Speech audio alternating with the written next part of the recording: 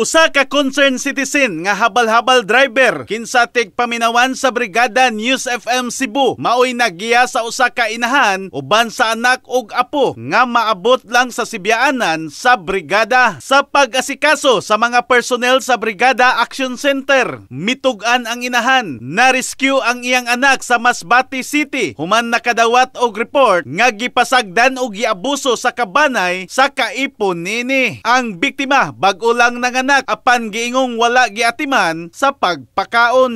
Usa ka concerned citizen ang mipahibaw sa ginikanan sa biktima pinaagi sa usa ka video nga makita nga nag-antos sa kalisod sa pagginhawa ang biktima. Hinungdan nga gikan sa Surigao City, mibiyahe padung sa Masbate City ang usa ka inahan. Sa pagbalik nini, malampuson nga nakuha ang anak ug ang apo. Sa pier pa lang sa dakbayan sa Sugbo, matud pa dunay nakasulti kanila. Mas maayong idangop sa brigada ang ilang sitwasyon aron sila matabangan. Hustisya ang singgit sa inahan alang sa iyang anak. Gisuwayan sa pagkontak sa Brigada Action Center team ang responsable sa giingon nga maoy nagmaltrato sa biktima apan wala na kini motubag sa maong tawag. Hinungdan ang pagtabang nga makauli sa Surigao sa dali nga panahon. Ang inisyal lang una nga natunol nga tabang sanglit gikinahanglan nga baka pauli sa daling panahon ang biktima. Samtang misaad ang inahan sa biktima nga mobalik sa Brigada Action Center alang sa pagpadayon sa pagpangayo og tabang sa iyang reklamo. In the heart